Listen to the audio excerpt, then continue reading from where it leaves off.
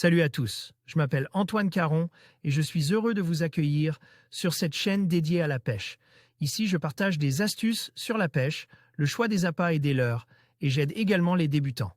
Abonnez-vous pour rester toujours au courant. Et maintenant, passons au sujet du jour. Bonjour à tous. Dans cette vidéo, je vais vous parler de la technique de la nymphe au fil, une méthode passionnante pour pêcher à la mouche. Je vais partager avec vous quelques conseils essentiels pour bien débuter, que ce soit sur le choix du matériel, les nymphes à privilégier, ou encore les astuces pour réussir vos lancers. Que vous soyez novice ou que vous souhaitiez améliorer votre technique, cette vidéo est faite pour vous. Alors, préparez-vous à plonger dans l'univers de la nymphe au fil. La nymphe au fil, parfois également appelée nymphe à l'indicateur, est une déclinaison de la pêche à la mouche. Cette technique attire de plus en plus de participants par un apprentissage et une efficacité qui permet de vite avoir des résultats et de prendre du plaisir. Voici quelques principes de base qui vous permettront, nous l'espérons, de bien aborder cette discipline. Le matériel. Canne mouche pour la nymphe. Moulinet mouche simple ou semi-automatique garni de monofilaments fluorocarbone ou monofilaments pour les bas de lignes indicateurs. De touche quelques nymphes la canne. Dans la majorité des situations de pêche, la nymphe au fil se pratique canne haute avec un angle de 45 degrés environ. Mécaniquement, plus la canne sera longue et plus vos dérives seront longues. Idéalement, une canne dédiée à la nymphe sera d'une longueur de 10 à 11 pieds de long. La plupart du temps en pêchant à la nymphe, une soie ne sera pas nécessaire ou alors elle sera utilisée comme backing, réserve utilisée comme bourrage et calage dans le moulinet avant le monofilament.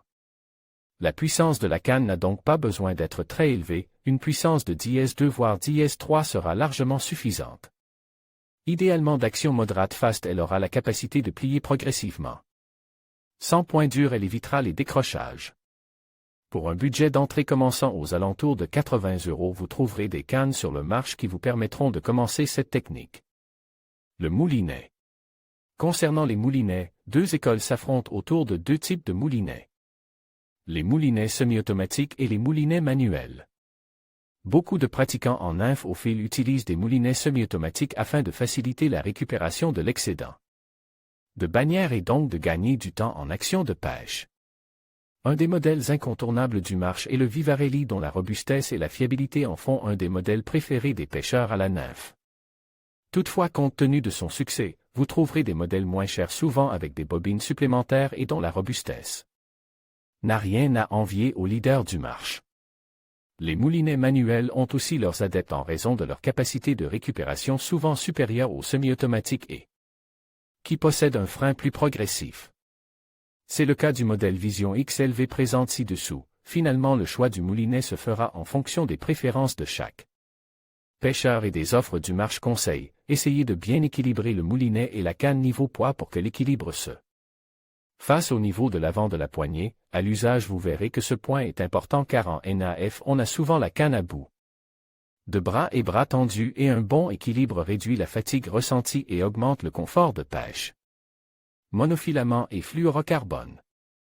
Traditionnellement, un moulinet mouche sera rempli de backing d'une soie, correspondant à la puissance de la canne, et d'un bas de ligne dégressif en monofilament.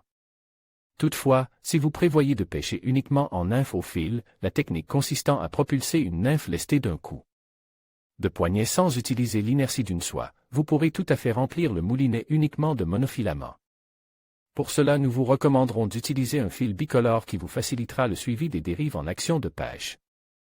La taille des monofilaments ou du fluorocarbone utilisé pour les bas de ligne devra être adaptée en fonction de la saison, du débit de la rivière et de la taille des poissons que vous pourrez rencontrer. Vous pourrez ainsi constituer vos bas de ligne nymphe avec des filaments de 8 à 14 centièmes. Conseil: afin de faciliter la maîtrise de la profondeur de dérive, prendre l'habitude de toujours prendre la même longueur de bas de ligne. Indicateur de touche. Plusieurs modèles existent sur le marché comme les produits suivants. Voici quelques exemples. Encore une fois, le choix se fera en fonction de vos goûts et votre façon de pêcher. Les nymphes. On appelle généralement nymphes l'ensemble des mouches plombées et coulantes. Elles représentent les insectes aquatiques à leur stade nymphal ou larvaire. Quelques points clés: au début, privilégiez des modèles dits classiques qui ont fait leurs preuves comme les phéasants, tels par exemple Vous pouvez tout à fait commencer avec un seul modèle. L'important est de la décliner en différentes tailles, poids pour couvrir la plupart des situations de pêche. Les nymphes avec billes tungstène plus lourdes et atteignent plus vite leur profondeur de dérive. Pour commencer, n'utilisez qu'une nymphe sur votre montage de ligne. Plus vous avancerez dans la saison, plus les nymphes seront petites. Pour optimiser votre pêche au début, choisissez des couleurs naturelles, optez pour des modèles plutôt poilus en début de saison. Et plus simple au fil des mois. Remarque, un kit de débutant peut être composé de nymphes avec des tailles d'hameçon 10/12/14/18, rarement 20, et avec des tailles de billes de 3.5, 2.8, 2.5, 2. Quand vous aurez un peu plus l'habitude des dérives, vous pourrez ajouter une potence à 10. Moins 15 cm de votre nymphe de pointe. Action de pêche. L'action de pêche consiste à faire dériver votre ou vos nymphes dans la couche d'eau de l'amont vers l'aval.